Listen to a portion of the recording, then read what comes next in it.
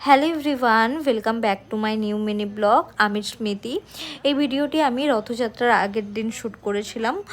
রথযাত্রার জন্য বাড়িতে খাজা বানানোর চেষ্টা করেছিলাম ফ্রেন্ডস, তবে মোটামুটি হয়েছিল, অনেক ভালো হয় না। সকালে গোপুসোনাকে নতুন বস্ত্রে শৃঙ্গার করেছিলাম, সাথে লক্ষ্মীমাকেও। পুজোর পরে খাজা দিয়ে ভগবানকে ভোগ নিবেদন করেছিলাম, আর এটা ছিল সন্ধ্যের সময়।